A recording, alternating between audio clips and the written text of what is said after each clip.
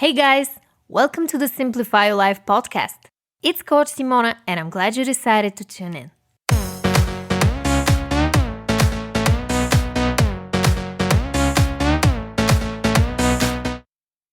What's up, everyone?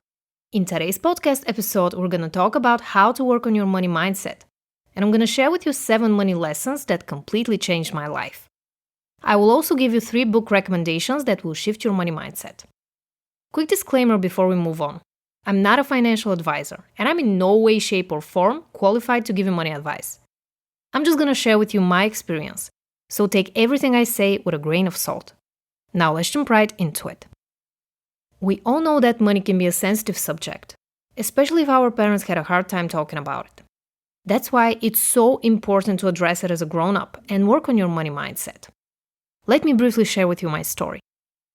I used to have a poor person's mentality, although my parents made sure I had everything that I needed growing up and took great care of me.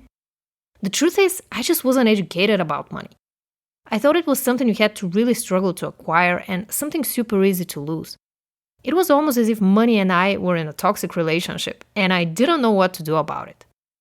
I always had to chase it, loved spending it, but I struggled with saving, investing, and all these wonderful things you can do with money once you understand how it works.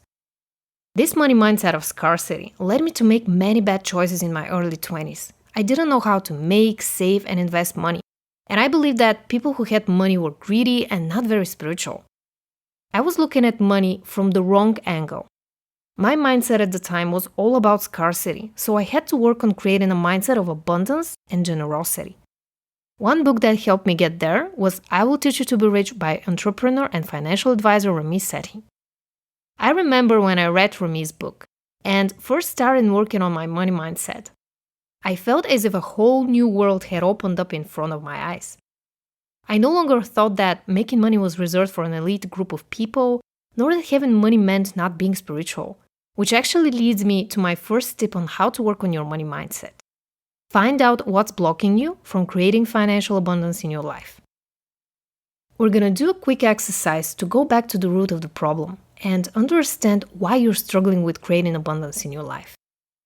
Find out a quiet place where you can be alone and not disturbed for 5 minutes. I want you to close your eyes, take a few deep breaths in through the nose and out through the mouth. Now, I want you to imagine yourself as a little kid in a situation where money felt scarce and not enough. Where were you? Were you at your parents' house or somewhere else? Try to picture it as vividly as possible. Who was there? Were your parents arguing? Did they tell you something about money? What was it? And how did you feel at the time? Breathe. Try to remember as many details as possible. Now open your eyes and stretch your arms and legs gently. Look around and ground yourself into the present moment.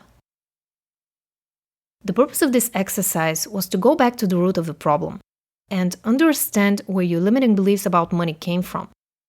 Before you could move on to creating abundance in your life, you need to work on your limiting beliefs first and eliminate the thought patterns that are keeping you stuck. I made a free downloadable cheat sheet for you guys to track your negative thoughts and understand which thoughts are leading to self-sabotaging behaviors, such as the ones you may have with money. It's called the Automatic Thought Record Tool, and I use it daily with my clients. So click the link in the description box to download it or visit bit.ly/thoughtrecordtool. Now, let's go back to one of my favorite books, I Will Teach You to Be Rich by Ramit Sethi, which I've also included in the description box below.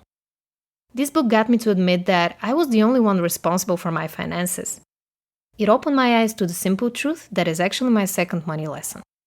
Always pay your debts first. I Will Teach You to Be Rich taught me to cut costs mercilessly on the things that don't make a significant difference in my life, spend unapologetically on the things I love, and save as much as I can. Later on, with the help of my husband, I also learned how to invest. Now, paying your debts should always come first. You need to learn how to walk before you can run a marathon. It's the same thing with finances. Work on clearing your debt and cut costs on things that you don't really need. The only thing that's always worth splurging on is knowledge. The more you invest in yourself, the better your chances are of creating abundance in your life. Are you enjoying this episode so far? If that's the case, you will love my new book, 111 Ways to Simplify Your Life, where I share with you 111 ways to unplug, recharge, declutter, become more mindful, and find out who you were before everyone else told you who you should be. Get your copy now at coachsimona.com/book. Now back to the episode. My third tip is to learn from experts on personal finance. Like I said in the very beginning, I'm not a financial expert. I'm a coach. I can ask you questions and prompt you to take action in the right direction, but I'm not qualified to give you money advice. What I can do, though, as a person who likes to read a lot, is recommend 2 more books that will help you create a life of abundance. Other than I Will Teach You to Be Rich, the second book I will recommend to you is You Are a Badass at Making Money by Jen Sincero, if you're looking for a fun, light read that will help you work on your limiting beliefs around money. And the last book I would recommend is Money Master the Game by Tony Robbins, if you want to take it a step further and learn how to save, invest, and achieve financial freedom. I will link them below. My fourth tip is to create value for others through the work you do. When I became a business owner, I learned another valuable lesson about money. Money comes from creating value. If you're not making enough money, it's not just because of your mindset. It's because you either don't have high income skills or you're not creating a solution to someone's problem that they're willing to pay for. It doesn't matter at this stage if you're an employee or an entrepreneur. Creating value is the first step to attracting financial abundance. The more value you create for others, the more money you're likely to make, and the more abundant your life is going to be. Find out what your ideal client's pain points are and give them a solution. Make sure to provide excellent customer service and always work on improving your products or services. That's what creating true value means. My fifth tip on how to work on your money mindset is to try out affirmations. Affirmations are not some woo-woo new age thing. They can help you big time if you actually rewire the way your brain thinks. Our minds love what's familiar and don't like what's unfamiliar. In this case, you may be familiar with not having enough money, so you feel insecure. You're struggling with a scarcity mindset. What we need to do here is affirm to yourself that making money is not that hard, and you can create abundance in your life with a little bit of work on your limiting beliefs. Affirmations are short and clear statements that you can say to yourself to help reaffirm something in your mind. One of the mistakes that people make when they start with affirmations is that they make them future-focused or add things like, I would like to or I would want to. Affirmations are about affirming something you already believe in. Write your affirmations always in present tense and try to evoke the feelings attached to the affirmation to make it even more powerful. If you want to become wealthier, write down something like, I am abundant. I have enough money. Money flows effortlessly in my life. Tip number 6 is to give yourself 24 hours before you make a big purchase. If you only buy the things you actually need or you feel genuinely passionate about, you will spend less money, have less clutter in your home, and generally get more bang for your buck. To stop myself from buying things I may not need, I've created a system for myself. I only buy things that will genuinely improve my life in some way. And every time I have to make a big purchase, I like to sleep on it before I make the final decision. 9 times out of 10, I don't buy the thing I thought I couldn't live without. The 7th money lesson I learned is to find out what works for you and be persistent. Ask any successful person how much time and sacrifices it took to get where they are today. You would be surprised by the number of times they didn't give up and kept going. I can't tell you how many times I wanted to quit, especially in my first year of coaching. I had so many limiting beliefs about money, starting from I don't deserve it to if I make a lot of money, I will lose myself and become a bad person.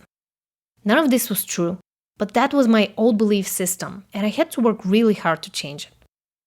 If you're struggling with creating things and often think to yourself, who am I to do this? check out my new video on how to overcome imposter syndrome. Link in the description or simply visit youtube.com/coachsimona. Here's the deal, guys. I don't want to discourage you, but I also want to be honest. You're not going to shift your money mindset by just listening to a podcast episode or watching a YouTube video. You will need to actually do the work. It will be painful at times, and it may take you a while to rewire the way your brain thinks.